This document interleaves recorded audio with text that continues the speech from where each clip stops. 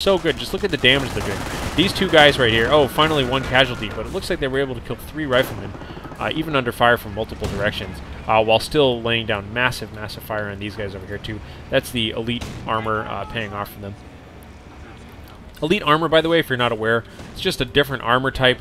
Pretty much every unit in this game has all sorts of funky armors and things like that. But elite armor, very rare. You only see it on, you know, epic units usually, and it takes less damage from everything, although it does take more damage from fire, as far as I'm aware. So flame units will counter that to some extent. So we've seen a kind of a massive withdrawal here from NuclearSensei, ArmorSensei. I'm gonna just keep botching his name between different accounts all game apparently, but pay no mind to me. And now we see a really aggressive push here by Burger's Puma. Not sure why he's doing this. This is not something I usually see really good players doing. He should be aware at this point that all these guys are down here, but you know, and plus Burger's Puma is only good at killing vehicles. Not only good, but primarily good at killing vehicles. So looks like this tank gun is going to get maybe one more parting shot. Oh, completely kills Burger's Puma. 17 XP there. Total waste.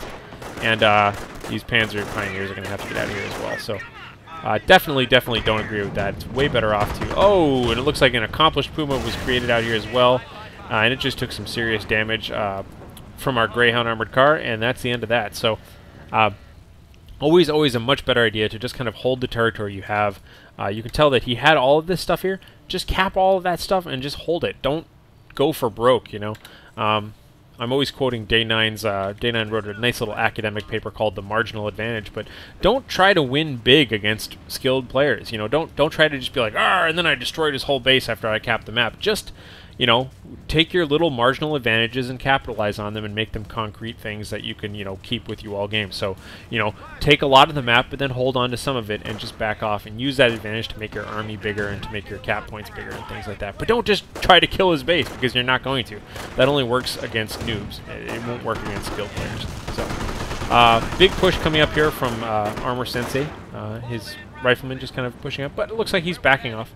He's got good army control here, good unit control, splitting his units up, moving them around accordingly. Look at this coordination here. Just good solid play. No hero abilities yet. I mean, sorry, no heroes and no commander abilities. Building a little bit of green cover out here so he has a place to fight. And getting picked off a little bit by this open combat HMG team, which has moved around here. We do see the armored car moving up to take some shots. However, the Burger's Puma gets a nice shot at the side and kills the gunner on the back of it. But we are moving up here with the rest of this anti-tank gun support. So, nice little kind of Mexican standoff going on over here. Still going to be poking around with this armored car whenever it can to try and put some pressure on this open combat HMG team. Going to take a few shots right now. You can tell that he's kind of out of range of this stuff. Let's see if he gets any kills here.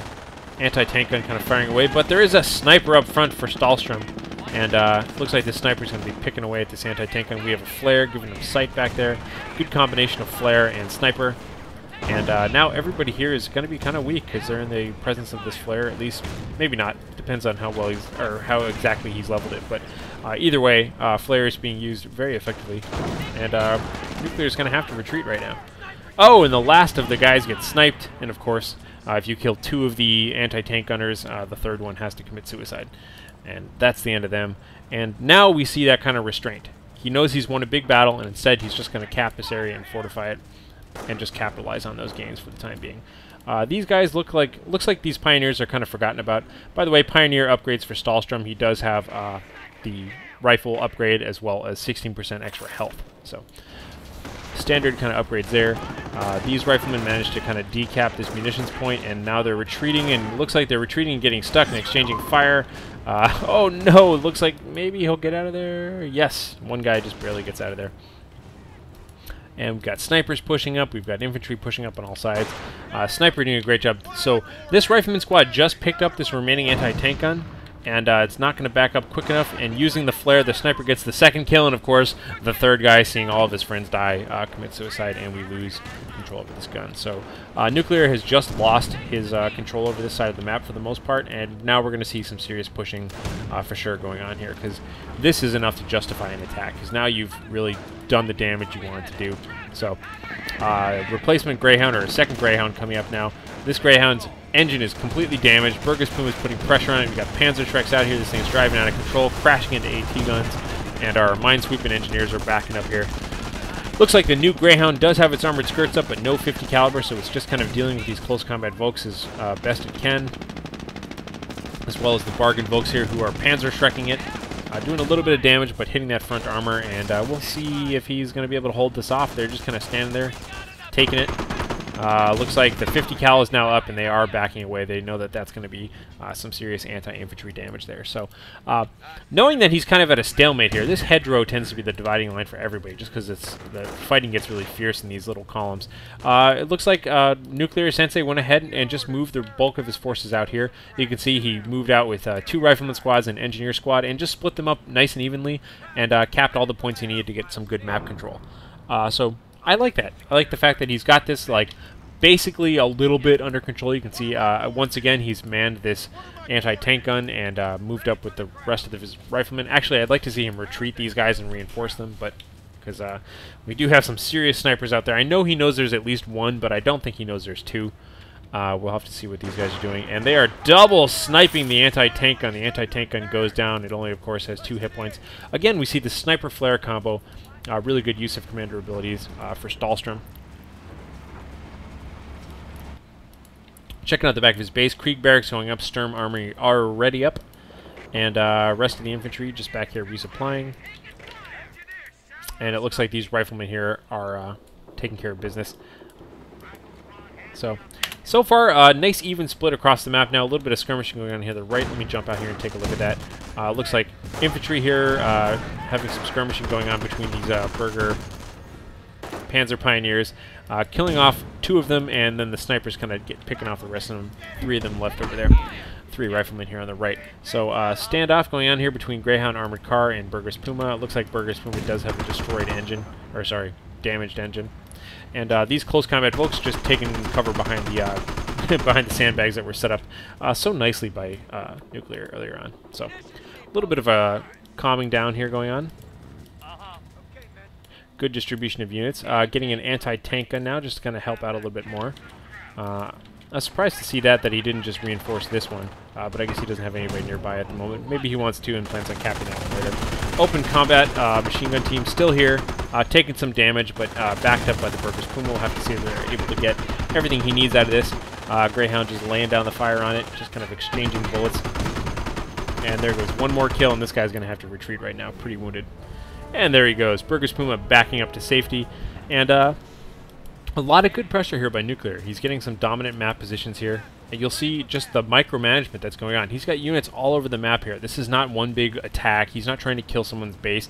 Just trying to you know, squeeze in like a boa constrictor. Just take control over this map here and just put pressure all over the place wherever his opponent is weakest. Kind of a Keto style moves here and there. So I really like seeing this style of play. Especially, like I said, noting the fact that he's doing this all with just basic units. He's got a few, you know, unremarkable army items, that sort of thing. Hasn't really used any of his abilities yet, and just has basic units with no hero units or anything like that. So Burgess Puma now coming back out again, but this anti-tank gun here to provide some support. A combination of anti-tank and Greyhound Armored Car doing some serious damage. That thing is backing away for sure. We got snipers here. We got sniper running around in the dirt over here. Finally being revealed for just a moment and doing some damage to these engineers. But meanwhile, looks like ArmorSensei's Greyhound for the most part is just kind of driving around here unchallenged, just kind of taking some pot shots at whatever it can find. Now, very aware that there are snipers. Having learned his lesson after losing 2 AT guns, he's kind of backing up a little bit, but these snipers are pretty brutal. Riflemen just hanging out, and good solid control here over the left. I like this now. So he's aware that the enemy is pushing all the way in and is all the way lined up right here. He's got good defenses set up. Any vehicles coming through will get shot by this anti-tank gun. And so what does he do? He takes all of his units from the left and rushes them across the map. So he's got a flame engineer and 2 riflemen. Just going to charge them across and see what kind of damage they can get done. I don't know if he's researched sticky bombs yet. I would hope he has, because usually that's an important upgrade to get right off the bat. We see taking some sniper shots, taking a bunch of shots from these Pumas. We got a normal Puma with a gun upgrade and a Burgess Puma. Both are ready for anti-armor. This first squad does take some serious casualties and get a sticky bomb off, and now he attacks from the front as well, pinching from both the front and the back. Just beautiful coordination of units here, taking some serious damage. Hopefully focus firing this sniper down as well while he's there. Sniper goes down. Both of the Pumas go down. Beautiful, beautiful coordinated attack right there. This is just elegant, elegant play.